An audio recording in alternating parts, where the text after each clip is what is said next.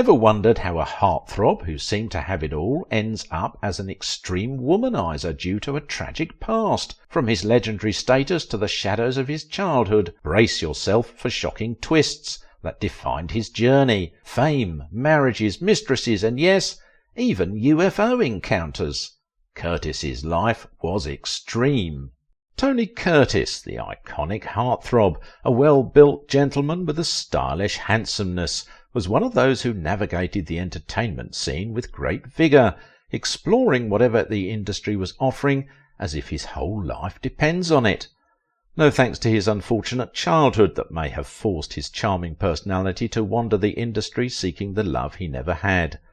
Despite marrying 6 wives, plus a quantum of mistresses, amidst fame, his life was immersed in miserable turn of events, within and outside his control, that would make a sad tale of a legendary screen hero.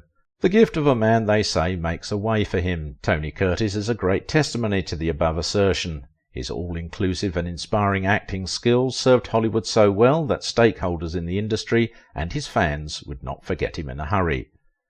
How Tony Curtis rose above his ugly upbringing to become one of the hottest movie talents of his era remained a marvel. The Some Like It Hot prodigy had incredible success career-wise, while his off-camera life was bedevilled with sad stories. He repeatedly told fans how the one person that he should have trusted, his mother, unfortunately was the early source of his pain. Expectedly, the said memories would linger for the rest of his life, and he never let the pain fade. It is true that in life we must take responsibility for every action and inaction. Can we say the same in the life of Tony Curtis? His issues were quite complicated, I must say. Beyond his career success, wealth, and near-perfect lifestyle, he may have lived in intricate emotional discomfort. How abusive can a mother be? This rhetorical question is one that this fine gentleman was still trying to find an answer to before he answered his call to glory. It became the unresolved conflict he took to his grave. Curtis's extraordinary popularity, occasioned by his feminine outfit in the comedy Some Like It Hot, and his extended performance in westerns, film noir, and blockbusters like Spartacus, is still fresh in our memory, though his bemused off-screen meandering is what is raising curiosity at this time. How do we describe the love life of a man who was in and out of marriages, marrying as many as 6 wives? He must have kept those in the registry department busy with his romantic choices, and for those who thought that kids are divine gifts, Tony Curtis also had 6 children to be cheerful for. But none of that could satisfy the gregarious lifestyle that earned him truckloads of more and more women, in an extraordinary life of womanizing that critics thought was a wild ride through Hollywood. Did he boast about bedding about 1,000 women? Analysts think that despite Tony Curtis's colossal adventure with women, hoping to find love, it did not look like he got closer to what he had long desired, true love and affection. He was lively and very likeable. Perhaps his playful nature is the magical charm that saw him winning the hearts of women. I heard that he had a collection of over 500 antique wigs, and a very powerful talent for creating intricate melodies with his nose. A rare talent, I must say, of a man who was devoted to his career, his money, and beautiful women. He got his first major acknowledgment as a dramatic actor in the late 1950s, after appearing in Sweet Smell of Success, co-starring Burt Lancaster. Not too long after, he got an Oscar nod for Best Actor for his unique show in The Defiant Ones, a production that also starred Sidney Poitier, who was nominated for a similar category. Tony Curtis had an enduring fascination with UFOs. I guess you still remember the concept of unidentified flying objects that trended around the 1950s. He was among those who spoke keenly of it and claimed to have had several encounters. Expectedly, as his career stardom took a downturn, Tony Curtis shifted from Hollywood's most wanted heartthrob to an eroded talent with a devastating addiction.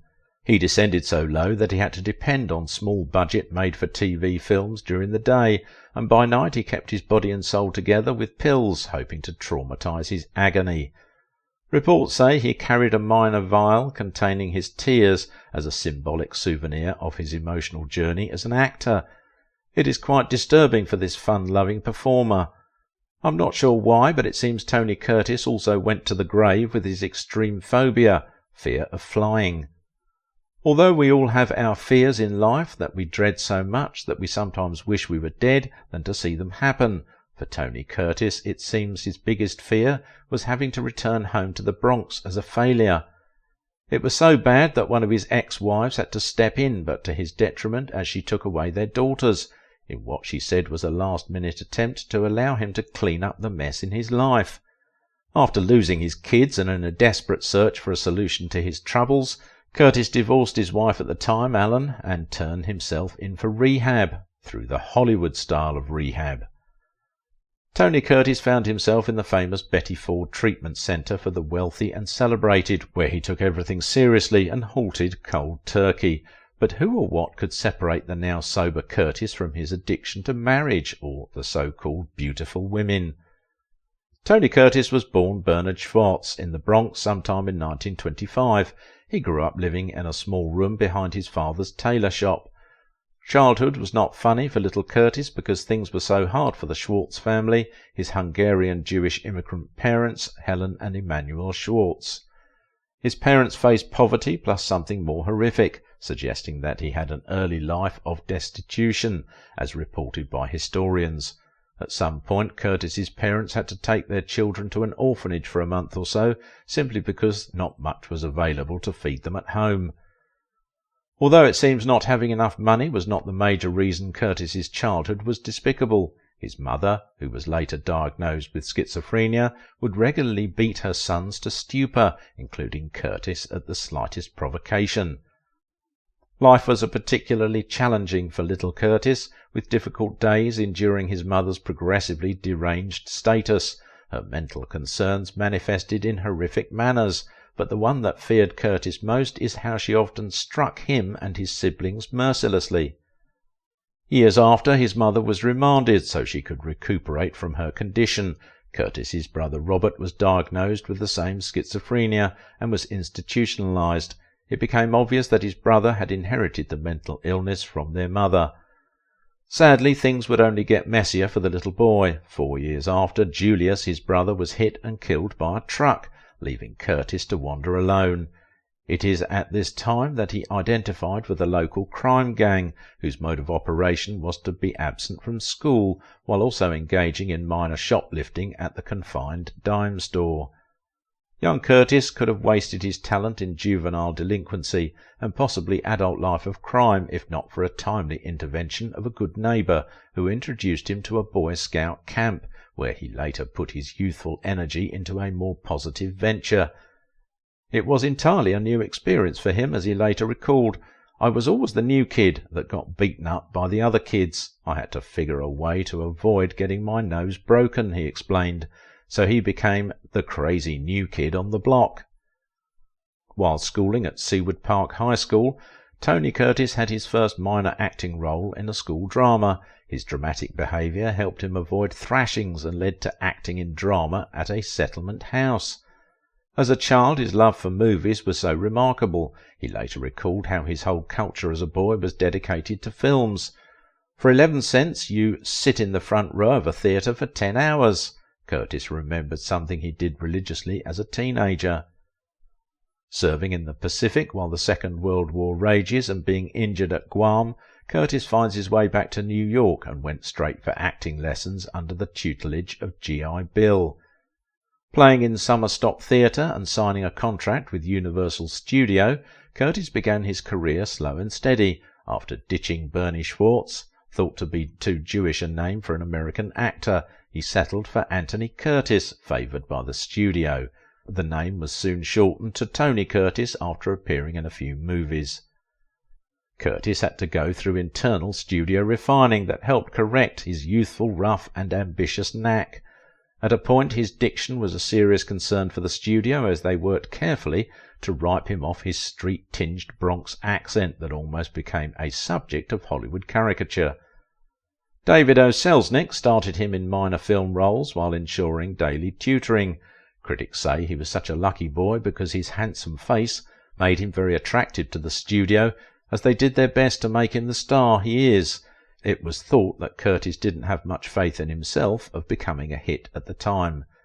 It was just after his income, which was good enough to keep him afloat, and the female attention that excited him like a stimulant. His wild way with women is something that would not go unnoticed any time historians talk about this great heartthrob. One woman who saw what thousands of others saw in Curtis is the legendary Marilyn Monroe, whom he dated, as he later recalled. Even though Monroe was far ahead of him in star status at the time, Curtis's charm was just enough for him to have the blonde and pin-up queen eating barbecues and more on the beach. One significant affair that shocked Curtis somehow was one with the perky and attractive Janet Leigh.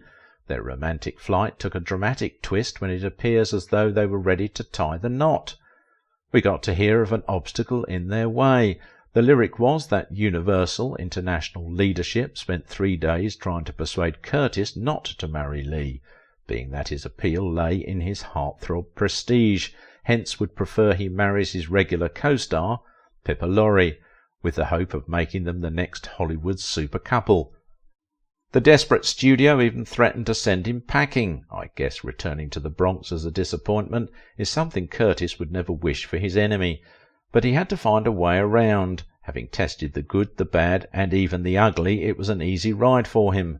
What did he do? Curtis secretly zoomed to Connecticut and got married to Leigh in a low-key ceremony that has actor Jerry Lewis, his pal, as the witness.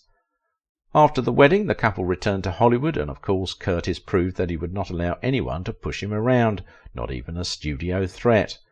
The outcome of that marriage was good for their career, as they became the hottest couple for a while, because Curtis's demons would not allow him to settle down. Very hilarious, Curtis was making comedy, and his audience was happy, or rather laughing, but the cause of their laughter was entirely different. His dubbed Bronx accent became a spoiler to his talent. Although critics say everyone enjoyed his sense of humour, his pronunciation of certain words made his audience think of Bronx cab drivers. What was meant to be a light-hearted poke each time ended up damaging his shows, because Curtis always took the insults and ridicule too hard. Although he and Leigh had 2 kids in a fairly quick period, it did not look like he was ready to be a good father. It was at this time that he played in 1959's Some Like It Hot, adjudged to be one of his best outings in Hollywood.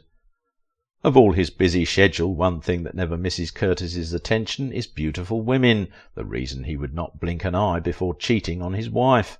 Tony Curtis wears the Playboy reputation like a personal costume, hangs out at the Playboy mansion, and was rumoured to have had a brief romance with even Natalie Wood.